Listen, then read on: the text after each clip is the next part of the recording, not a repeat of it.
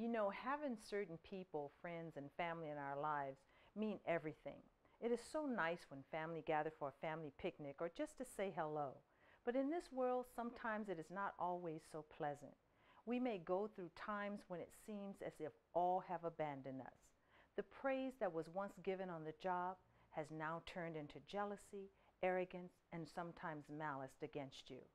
What are we to think when something like this happens in our lives? Look what happened in the verse in Luke 22:47 and 48. And while he, Jesus, was still speaking, behold, a multitude, and he who was called Judas was one of the 12 disciples, went before them and drew near to Jesus to kiss him. And Jesus said to him, Judas, are you betraying the Son of Man with a kiss? Now Judas was one of Jesus' disciples.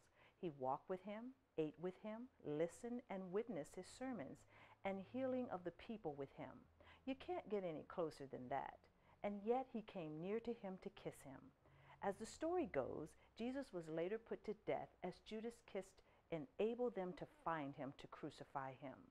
Does this sound like something you may have encountered in your life or you may be going through right now? Those whom you thought were your friends were really your enemy? Pain as this cannot be good for anyone to experience. To help us deal with pain such as this, the Father wants us to look at him and know that he experienced what you are going through first. How can you brace yourself for hypocrisy? You must understand that sometimes just before the kiss comes the praise. Before the stab wounds, there are sometimes words of high honor. Kind words of the world should have no effect on us or our relationship to Jesus.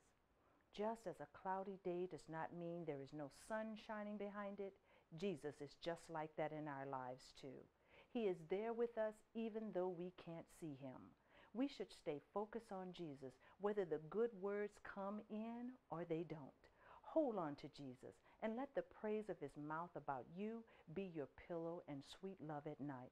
For if I look to you, Jesus, and only you to approve me, then I know it is truly a job well done, and I will never have to be faced with a kiss from him that is not true love.